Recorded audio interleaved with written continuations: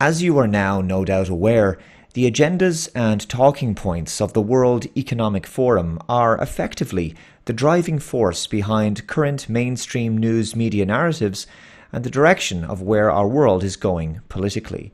Back in January of this year, they published the following article on their website: How Digital Identity Can Improve Lives in a Post-COVID-19 World. Human-centric digital identity lets people know who they are dealing with without revealing more than the strictly necessary information. Digital identities give the user control of their data. They provide clear audit trails and streamline how businesses and governments allow people to register and access their services and trade. Let's read that part again. How businesses and governments allow people to register and access their services and trade. Now, unless I'm way off base here, the use of the word allow concerns me. Now, of course, businesses can determine who they wish to do business with. I understand that. However, we pay our taxes to the state.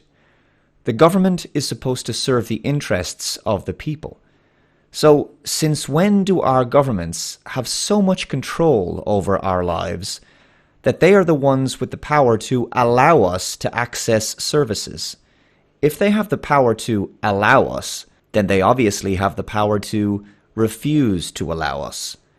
As we've seen from lockdowns and COVID regulations over the past year, the populations of Western nations have slowly been conditioned to accept government overreach into their lives.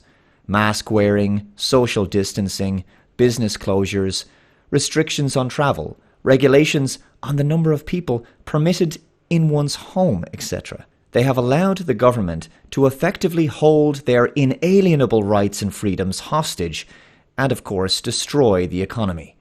The public have now been so broken and demoralized that they are awaiting permission from the government to allow them to return to normality, despite the fact that our rights and freedoms don't come from the government in the first place. That's why they're inalienable.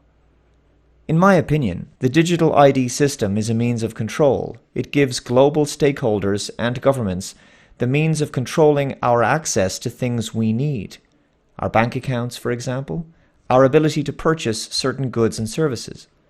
The article continues, It has great potential for online education, issuing employment credentials, fighting fraud, or proving one's health status. And that's where I'm sure things like vaccine passports and the new biosecurity-controlled economy will come into play. Those who refuse to comply with the vaccine schedules could be frozen out of society, a two-tier society, if you will. Also, I can see all of these contrived cyber attacks as another Hegelian dialectic, which I have mentioned before. They could be used as another false flag operation so as to encourage the adoption of the digital IDs in the interests of keeping people's data safe and ensuring that a person is who they claim to be. Ending anonymity online also. The article goes on, Digital identity was often confined to the technology community or banking's know your customer checks and to combat money laundering.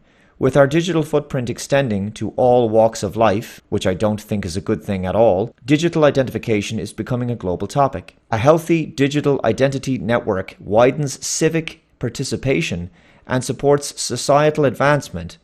A case in point would be the Estonian digital identity approach, which allows the nation's public and private sector e-service information systems to link up and function in harmony. All nice utopian-sounding jargon and rhetoric for what is effectively the construction of a global digital population control system.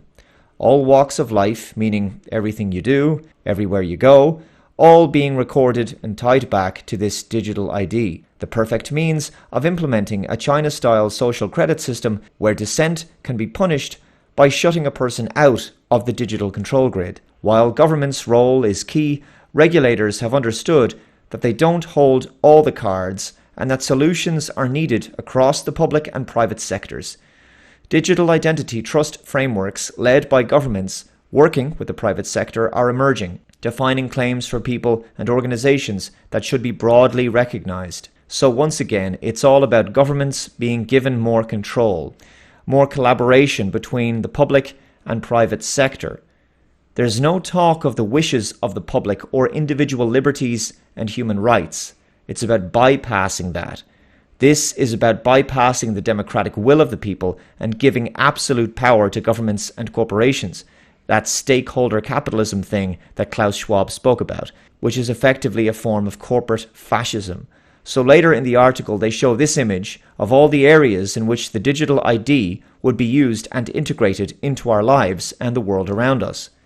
The first one is healthcare, for users to access insurance, treatment, to monitor health devices, wearables, for care providers to demonstrate their qualifications. So if you're not in the system, you don't get to access healthcare. Basically, the digital ID is the new barrier for entry for almost everything. Everything you previously could buy, use, access, it's all placed behind the digital ID paywall, so to speak, and your privacy and freedom is the price you pay to enter it. And you can be sure they will use terms to describe this digital ID like robust, secure, sustainable, integrated, convenient, transparent, etc. Sounds nice, but it really isn't. Financial services, this is the biggest one. To open bank accounts, to carry out online financial transactions. In other words, no digital ID, no access to your money. Food and sustainability. There's that word again, sustainability. For farmers and consumers to verify provenance of produce, to enhance value and traceability in supply chains. Travel and mobility. To book trips, to go through border control between countries or regions. In other words, it's a replacement for your passport for international travel. Humanitarian response. To access services to demonstrate qualifications to work in a foreign country. E-commerce. To shop, to conduct business transactions and secure payments. It sounds to me like the mark of the beast. If you're not in this system, you're basically unable to buy and sell. Social platforms. For social interactions to access third-party services that rely on social media logins. This can be a means of denying political dissidents access to the online public square. If you've violated the community guidelines terms of service too many times and you're guilty of wrongthink, you could be prevented from logging into social media. E-government. For citizens to access and use services, file taxes, vote, collect benefits. And I can personally see how this could make it difficult for private property ownership. I mean, how do you pay your property tax if you don't first have the digital identity in order to log on to the e-government services facility? Just something off the top of the head. Telecommunications. For users to own and use devices. For service providers to monitor devices and data on the network. So that's a huge one. In other words, you will need the digital ID system in order to be able to use your device and access the internet itself. So that means there's the potential for denying people access to the internet. The digital ID is the gateway you have to use in order to do pretty much anything in our increasingly digital world. So in order to use an internet-connected device, a smartphone, tablet, laptop, desktop computer, you must first make use of the digital identity. If you're a person deemed to be too problematic for the oligarchs, you can be denied access to the internet at the level of the ISP. The last one is smart cities, to monitor devices and sensors transmitting data such as energy usage, air quality, traffic congestion. So to me, this looks like the mass surveillance state of the future, with what looks like a combination of the climate change bollocks. Everything you do is tracked, monitored, and recorded. When they talk about energy usage, they mean the rationing of people's energy supply and determining how much a person or household is using. Your social credit score could include a record of your own personal carbon emissions in order to determine how much of a burden you are on the environment. Therefore, your energy and water usage can be throttled accordingly. And of course, as I've said before, I think we're going to see the justification, long term, for the evolution of climate lockdowns down the road. They're already telling us that the next major crisis is going to be the climate crisis. If some government-backed talking head experts determine that our CO2 is too high, then climate lockdowns and restrictions on things like car usage can be introduced. Ultimately, this digital identity is everything the globalists have ever wanted and the final Hegelian power grab.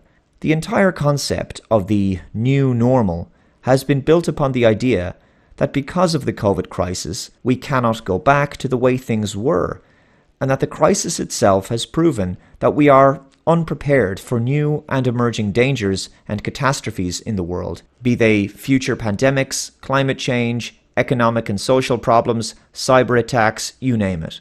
After they manufacture these problems, the globalists offer solutions that always increase their own power and wealth. The solutions always benefit them, never us. So they become richer and more powerful while reducing the wealth and freedoms of the general population. It goes without saying that this digital identity system must be resisted with everything we have.